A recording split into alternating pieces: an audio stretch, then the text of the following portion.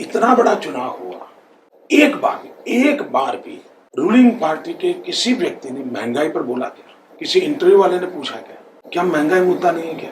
भ्रष्टाचार मुद्दा है कि नहीं है? मैं हैरान हूँ, मेरे देश का मीडिया को भी क्या हो गया है। कम से कम वो तो रूलिंग पार्टी को पूछना चाहिए।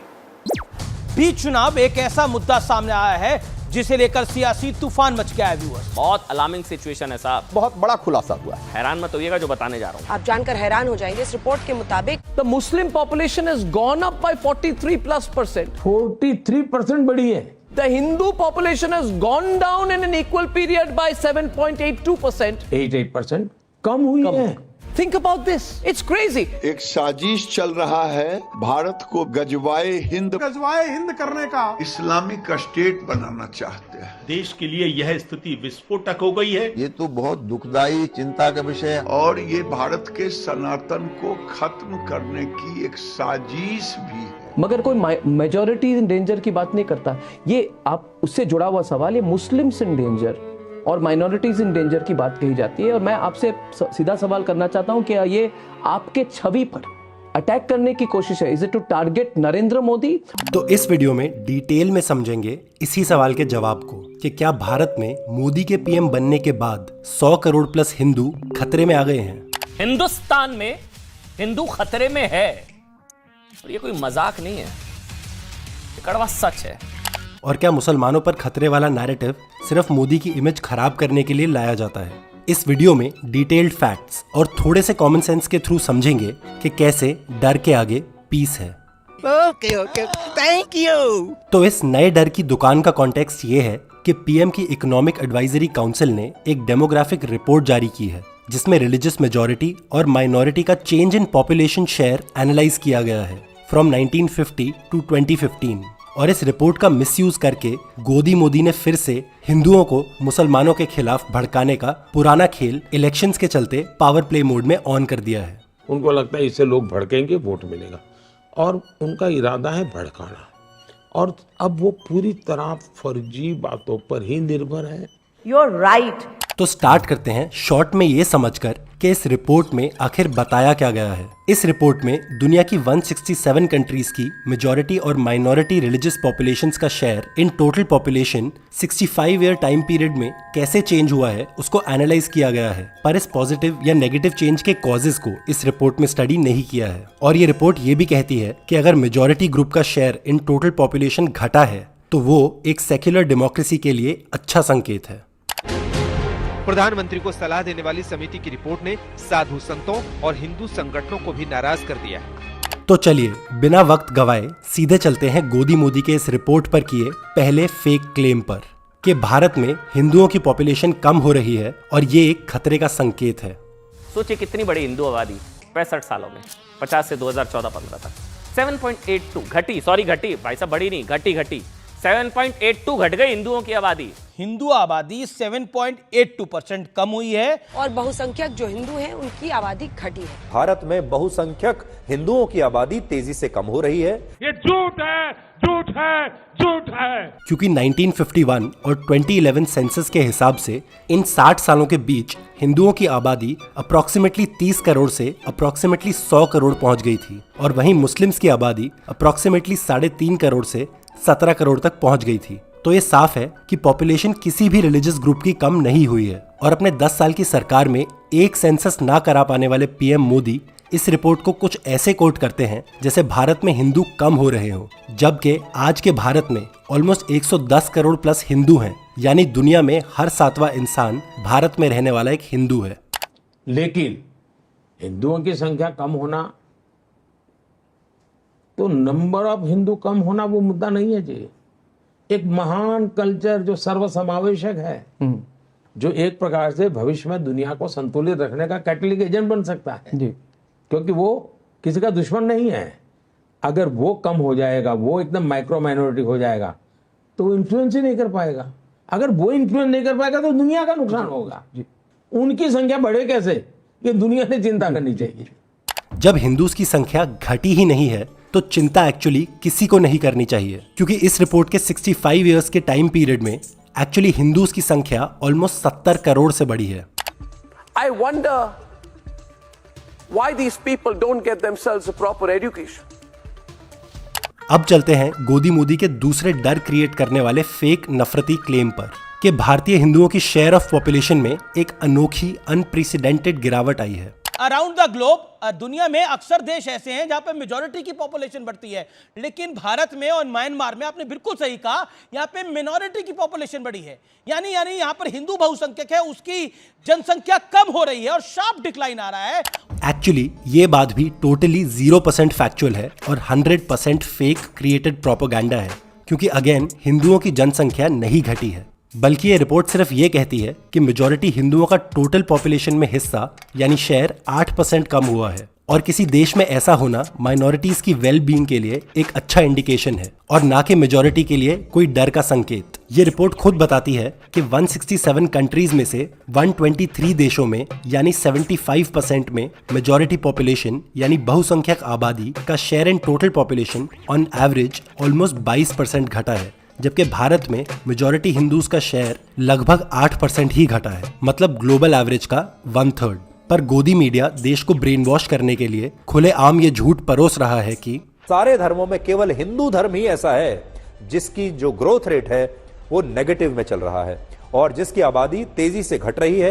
ये झूठ है, झूठ है, झूठ है। और सच ये है कि ना सिर्फ 167 कंट्रीज में से 75% में माइनॉरिटी का शेयर इन टोटल पॉपुलेशन बढ़ा है, बल्कि 2 करोड़ से ज्यादा पॉपुलेशन वाली 45 कंट्रीज में से 32 में सेम ट्रेंड देखा गया है, with average decline in majority's share in population by 19% as compared to India का almost 8%. Also, OECD countries यानी वो देश जो हाई इनकम और डेवलप्ड डेमोक्रेसीज माने जाते हैं, उन 35 एनालाइज देशों में से 33 यानी 94% में भी मेजॉरिटी का शेयर घटा है और वो भी एवरेज पे ऑलमोस्ट 29% डिक्रीज, जो कि इंडिया के मुकाबले 4 गुना ज्यादा है। अराउंड द ग्लोब दुनिया में अक्सर देश ऐसे हैं जहां पे मेजॉरिटी की पॉपुलेशन बढ़ती है। ये झूठ है, झूठ है, झूठ है। तो चलिए अब चलते हैं कॉमन सेंस और फैक्चुअल एनालिसिस से कोसों दूर गोदी मोदी के तीसरे नफरती झूठ वाले क्लेम पर कि 1950 से 2015 के बीच भारतीय मुस्लिम्स की शेयर इन पॉपुलेशन में एक अनोखा इंक्रीज देखा गया है और इससे प्रूव होता है कि मुस्लिम्स पर आज की तारीख में कोई खतरा नहीं है। The data has totally exposed the lies peddled by the Congress ecosystem that keeps chanting. चिल्ला चिल्ला कर खान मार्केट गैंग के लोग अल्पसंख्यक खतरे में हैं, मुसलमान खतरे में है, मुसलमान खतरे में हैं वाला नैरेटिव फैलाने का इस देश में निरंतर प्रयास करते हैं। उनका एजेंडा आज पूरी तरह से ध्वस्त हो चुका है। ध्वस्त तो एक्चुअली कॉमन सेंस हो चुकी है, क्योंकि पिछले 10 साल से एक ऐसी पार्टी पावर में है जिसके leaders including prime minister himself और इस पार्टी से एसोसिएटेड संघ परिवार के लोग open hate speeches against Muslims दे रहे हैं। आज की जो जरूरत है वो जरूरत है कि हिंदुस्तान को मुस्लिम मुक्त भारत करने के लिए हमें काम करना चाहिए और हम काम कर रहे हैं। हमारा केवल एक संकल्प है, हम सनातन वैदिक राष्ट्र है, ऐसा एक वैदिक राष्ट्र जहाँ कोई इस्लाम का जिहादी नहीं होगा, जहाँ कोई मस्जिद नहीं होगी, जहाँ कोई मदरसा नहीं होगा, ऐसा सनातन वैदिक राष्ट्र बनाकर रहेंगे। और इनफैक्ट टीवी न्यूज पर भी ऐसी नफरत अब एक आम बात हो गई है। आप जो है भारत में मुसलमान खतरे में है, भारत मुसलमान से खतरे में है, ये करेक्ट कर लीजिए। इन हरामियों की अगर गला दबाना है तो इनको आर्थिक स्थिति से मारो, इनसे 1 रुपए की चीज ना खरीदो। मेरे भारत में रहने वाले 100 करोड़ हिंदू अगर मेरी बात पर अगर इम्प्लीमेंट कर दे तो बाकी के 25 करोड़ अगर हिंदू धर्म कन्वर्ट ना कर ले तो मेरा नाम बदल देना मेरे भाइयों। और हालत ऐसी है कि एक आम मुसलमान अब अपने ही देश में बस नॉर्मली एग्जिस्ट करने के लिए स्ट्रगल कर रहा है। बहुत मुसीबत का सामना है, बच्चे बेचारे पढ़ने जाते हैं उन्हें भगाया जाता है, मुसलमान के नाम पे धब्बा कर दिया है। मुसलमान तो देश के अंदर रहना नहीं चाहिए, बांग्लादेश या पाकिस्तान जाए, यहाँ क्या काम है उनका। ये हमारा वतन है, हमारे बाप दादा यहीं दफन हुए और यहीं हमारे बच्चे दफन होंगे, हम नहीं कहीं जाएंगे। हमसे कहते हैं भागो पाकिस्तान, हम पाकिस्तान के नहीं हैं, हम हिंदुस्तान के हैं, समझे। क्या बताऊं आपको। हिंदू राष्ट्र रहेगा तो मजहब हिंदू ही रहेगा ना, तो उसमें सिर्फ हिंदू ही रहेंगे और कोई नहीं आ सकता। बताइए हम किधर जाएं। कहने को हिंदू राष्ट्र है हम लोग, लेकिन हिंदुओं की आबादी घट रही है और मुसलमान खतरे में है। मुसलमानों की 43% बढ़ गई साहब, 43% का जंप है, 43% रॉकेट बनी हुई है, टॉप स्पीड से बढ़ रही है मुसलमानों की आबादी। 43 बार बार रिपीट करने की जरूरत नहीं, रट गया होगा आपको ये आंकड़ा। और जहां तक मुस्लिम कम्युनिटी की शेयर इन पॉपुलेशन में 43% इंक्रीज की बात है, तो अगर ये आंकड़ा आपको डरा रहा है तो कॉन्टेक्स्ट के लिए इसी रिपोर्ट में से आपके लिए कुछ और आंकड़े पढ़ देता हूं। पाकिस्तान में क्रिश्चियन माइनॉरिटी पॉपुलेशन 200% से बढ़ी है, जबकि बांग्लादेश में क्रिश्चियन पॉपुलेशन 300% से बढ़ी है, और नेपाल में तो क्रिश्चियन पॉपुलेशन 1950 में ऑलमोस्ट 0% से 2% हो गई है, यानी मैथमेटिकली ऑलमोस्ट इनफाइनाइट % का जंप है। तो क्या इन सब देशों की मेजॉरिटी को अपनी क्रिश्चियन माइनॉरिटी से खतरा महसूस होना चाहिए? No no no. अब चलते हैं गोदी और मोदी के चौथे झूठ की तरफ, जो बेस तो है पाकिस्तान पे, पर उसका मकसद है इंडिया में एंटी मुस्लिम नैरेटिव मेजॉरिटी हिंदुओं के दिमाग में भरना। समझिए, भारत पाकिस्तान, भारत में माइनॉरिटी मुसलमान 43%, पाकिस्तान में माइनॉरिटी हिंदू 80% नीचे, 80%, 43% अप, 80% नीचे, ये है सच।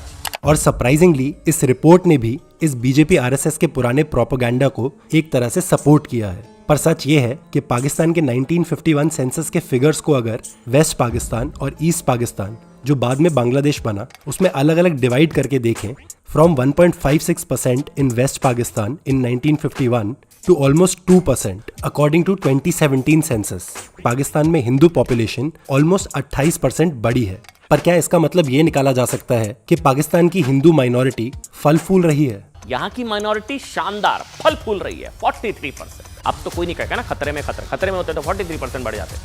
इससे ज्यादा खराब और यूजलेस लॉजिक मैंने आज तक नहीं सुनी है। पर यह जरूर सच है कि पाकिस्तान और बांग्लादेश में हिंदू माइनॉरिटी के अगेंस्ट बहुत सिस्टमैटिक डिस्क्रिमिनेशन और ऑपरेशन किया जाता है, और इसीलिए हमें इंडिया को उनके रास्ते पर चलने से रोकना चाहिए और अपने सेक्युलर फैब्रिक को तोड़ने की जगह यहाँ की सरकार को उसे और स्ट्रेंथन करने की कोशिश करनी चाहिए। भारत सर्वजन हिताय सर्वजन सुखाय वसुधैव कुटुंबकम की भावना को लेकर चलने वाला देश है। हम वसुधैव कुटुंबकम की बात करते हैं, बकवास कंसेप्ट है, बकवास कंसेप्ट है वसुधैव कुटुंबकम। There's nothing called bloody health, there's nothing called वसुधैव कुटुंबकम। हिंदुस्तान को बचाना है, हिंदुत्व को बचाना है।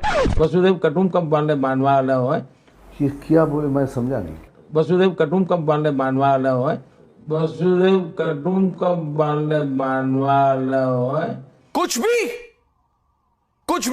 चलते हैं इस रिपोर्ट से रिलेटेड 5वीं और इस वीडियो के आखिरी नफरती झूठ पर, कि भारत में मुस्लिम्स की पॉपुलेशन हिंदुओं की पॉपुलेशन से ज्यादा तेजी से बढ़ने का एक कारण है प्लान्ड पॉपुलेशन जिहाद, जो 3 तरीकों से किया जा रहा है। पहला कारण है घुसपैठिए, दूसरा मुद्दा धर्म परिवर्तन का, तीसरी बड़ी बात है जनसंख्या वृद्धि। और इसी का डर दिखा के बोला जाता है कि सोचिए ये 2050 में क्या होगा। 2050 जब आएगा तो उस समय हिंदुओं की संख्या कम हो जाएगी, मुसलमानों की संख्या अधिक हो जाएगी। 2050 में क्या होगा सोचिए। इसी रफ्तार से हिंदू घटते गए, मुसलमान बढ़ते गए, हिंदुओं का घटता रेट, भारत बन जाएगा इस्लामिक स्टेट, क्या होगा। मैं बताता हूँ, ये सब नफरत फैलाने से तुम्हारा तो फायदा होगा, पर हमारे देश का बहुत नुकसान होगा, क्योंकि हर पॉपुलेशन रिपोर्ट और एक्सपर्ट यही कहती है कि साल 2100 तक दोनों हिंदू और मुस्लिम्स की पॉपुलेशन स्टेबलाइज हो जाएगी। पर फैक्ट्स और कॉमन सेंस के विरुद्ध बीजेपी आरएसएस के नफरती चिंटू आपको अक्सर ऐसी उटपटांग बातें बोलते नजर आ जाएंगे। हिंदू अगले कुछ सालों में अल्पसंख्यक हो जाएगा। 2029 के बाद इस देश का कोई प्रधानमंत्री हिंदू नहीं बन पाएगा। 2029 में भारत का प्रधानमंत्री मुसलमान बनेगा। एक बार भारत का प्रधानमंत्री मुसलमान बना तो अगले केवल 20 सालों में 50% हिंदू धर्म परिवर्तन करने के लिए मजबूर होंगे, 40% हिंदुओं का कत्ल हो जाएगा, और जो बचेंगे वो विदेशों में रहेंगे या रिफ्यूजी कैंपों में रहेंगे, यहाँ तो कोई रहेगा ही नहीं। इससे ज्यादा खराब और यूजलेस लॉजिक मैंने आज तक नहीं सुनी है। सवाल यह है कि मुस्लिम धर्म में जो है आप जानते हैं कि 50 औरत रखिए और जो है 1050 बच्चा पैदा कीजिए, ये कोई परंपरा नहीं, ये तो जो है एक जो है जानवरी प्रवृत्ति है।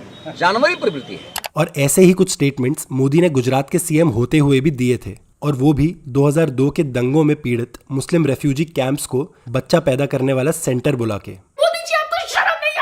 तो मुस्लिम पॉपुलेशन एक्सप्लोजन का सच ये है कि इकोनॉमिकली और सोशली पिछड़े रहने की वजह से मुस्लिम्स का ग्रोथ रेट हिंदुओं और बाकी कम्युनिटीज से हायर रहा है, पर मुस्लिम फर्टिलिटी रेट पिछले 30 सालों में बहुत तेजी से गिर रहा है और आगे भी गिरता रहेगा। दरअसल मुस्लिम फर्टिलिटी रेट हिंदुओं की तुलना ज्यादा तेजी से घटती जा रही है। पर अगर ये भी मान लें कि हिंदू और मुस्लिम आज के ही फर्टिलिटी रेट से भी आगे बढ़ते रहें, फिर भी दोनों की पॉपुलेशन 50-50 होने में 270 साल लग जाएंगे। जिस दिन 50-50 हिंदू हो गया, कहीं पाकिस्तान ना हो जाए। इनके दिमाग की गरीबी इतनी है कि इनकी समझ में नहीं आता। तो आप देख रहे हैं कि धर्म के साथ इसको जोड़ना गलत होगा। जहां पे लिटरेसी ज्यादा हो, जहां पे प्रॉस्पेरिटी ज्यादा हो, जहां पे हेल्थ का एक्सेस ज्यादा हो, जैसे केरल, वहां पे जनसंख्या वृद्धि मुसलमान की भी कम है। अब यहाँ पर एक और इम्पोर्टेंट कॉन्टेक्स्ट देना जरूरी है कि नवंबर 2006 में सच्चर कमेटी की एक रिपोर्ट आई थी जिसमें बताया गया था कि इंडियन मुस्लिम्स की socio economic conditions as a community SC/ST community से भी खराब है। फॉर एग्जाम्पल, मुस्लिम कम्युनिटी में सिर्फ 4% लोग ग्रेजुएट हो रहे थे और 6 से 14 की एज के 25% बच्चे स्कूल से ड्रॉप आउट हो रहे थे। इस रिपोर्ट के आने के बाद दिसंबर 2006 में नेशनल डेवलपमेंट काउंसिल की मीटिंग में तब के PM मनमोहन सिंह ने भारत के विकास मॉडल की बात करते हुए ये कहा था कि माइनॉरिटीज पर्टिकुलरली मुस्लिम्स का देश के संसाधनों पे पहला क्लेम होना चाहिए। Doctor Manmohan Singh SC, ST, OBC, महिलाएं, बच्चे और अल्पसंख्यकों खासकर मुस्लिमों की बात कर रहे थे। कलेक्टिवली कह रहे थे कि ये जो पिछड़े हैं इनका देश के संसाधनों पर पहला हक है। वैसे लोगों ने एक और बात पर ध्यान दिलाया। मनमोहन सिंह ने संसाधनों पर फर्स्ट क्लेम की बात कही थी, फर्स्ट राइट की नहीं। संसाधनों पर पहला दावा, न कि पहला अधिकार। 2014 से पहले जब देश के प्रधानमंत्री खड़े होकर कहते थे देश में संसाधनों पे पहला अधिकार मुसलमानों का है, पहला हक मुसलमानों का है, ये बात डॉक्टर मनमोहन सिंह ने बोली। डॉक्टर मनमोहन सिंह ने बोली कि देश की संपत्ति पर पहला अधिकार मुसलमानों का है। इसका मतलब ये संपत्ति इकट्ठी करके किसको बांटेंगे? जिनके ज्यादा बच्चे हैं उनको बांटेंगे। घुसपैठियों को बांटेंगे। अब बात करते हैं घुसपैठिए वाले नैरेटिव की, जिसके बेसिस पर ही मोदी सरकार ने एक नेशन वाइड NRC की बात की थी। अमित शाह का एक बयान है, कहा कि हम देश भर में NRC लागू करेंगे और बौद्ध, सिख और हिंदुओं को छोड़कर एक एक घुसपैठिए को देश से मिटा देंगे। और अब 2024 इलेक्शंस में सब मुस्लिम्स को घुसपैठिया घोषित कर दिया है। क्या आपकी मेहनत की कमाई का पैसा घुसपैठियों को दिया जाएगा? जिनको मनमोहन सिंह जी की सरकार ने कहा था कि संपत्ति पर पहला अधिकार मुसलमानों का है। Why does he do this? Why? So many times I feel that मत कर यार, प्लीज। गृह मंत्री अमित शाह ने एक से एक अधिक मौकों पर कहा है कि घुसपैठी दीमक बनकर देश को खा रहे हैं। लेकिन 2014 से जब भी संसद में सरकार से अवैध प्रवासियों यानी कि इलीगल इमिग्रेंट्स की संख्या पूछी गई तो उनका जवाब ज्यादातर एक ही है, हमें नहीं पता, हमें नहीं पता, हमें नहीं पता। पता है ना आप सबको? नहीं पता है, कहां पता है? एक और नफरती प्रोपेगेंडा जो बीजेपी RSS अपने डिवाइड एंड रूल पॉलिसी के लिए सालों से चलाती आ रही है वो है रिलीजियस कन्वर्जन, जिसके नाम पर हिंदुओं को भड़काया जाता है और इसी बेसिस पर लव जिहाद जैसे लॉज लाए जाते हैं, जबकि इंडिया में ऑलरेडी फोर्स्ड रिलीजियस कन्वर्जन के अगेंस्ट लॉज हैं। कि अगर वो एक हिंदू बालिका को ले जाएंगे तो कम से कम 100 मुस्लिम बालिकाओं को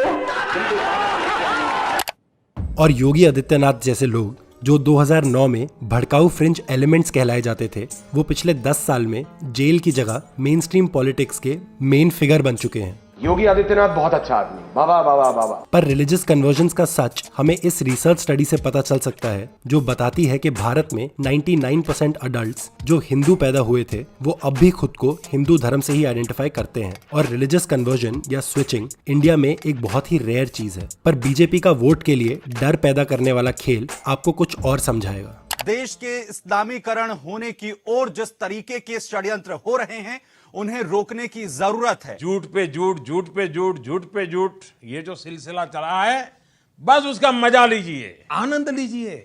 और अंधभक्त और नफरती चिंटुओं का solution to this non existent problem of Muslim population increasing and Hindu population falling ये है कि हिंदुओं को ज्यादा से ज्यादा बच्चे पैदा करने चाहिए। मोहन भागवत ने हिंदुओं से ज्यादा बच्चा पैदा करने की अपील की है। लगातार हिंदुओं की घटती जनसंख्या बहुत चिंता की बात है जब दूसरे धर्म वाले इतने बच्चा पैदा कर रहे हैं। मैं आदरणीय भागवत जी का बहुत आभारी हूं। एक स्वयंसेवक के नाते हम लोगों के जीवन में ये बड़े गौरव की बात होती है कि जब हमारे कोई अधिकारी, हमारे संघ व्यवस्था के जो मुखिया हमें आशीर्वाद देते हैं तो यूं ही हमारा सीना फूल जाता है कि हिंदू समाज के बंधुओं 2 संतानें नहीं 4 संतानों को जन्म दीजिए। यानी कि मां की संवेदना को सार्वजनिक रूप में किस प्रकार से मोड़ा जा सकता है और किस प्रकार से सामाजिक चेतना का उत्थान काम किया जा सकता है, वो दीदी मां ने करके दिखाया है। इसलिए हम स्वामी जी के भाषण पर, प्रवचनों पर अपने को जोड़ते हुए निवेदन करना चाहते हैं, कम से कम 4 बच्चे पैदा करो। मित्रों, कभी कभी संघ के लोगों के विषय में बहुत जानकारी न होने के कारण उसको समझ पाना बहुत मुश्किल होता है और कभी कभी तो एक आध बार जानने के बाद भी रजिस्टर नहीं होती है।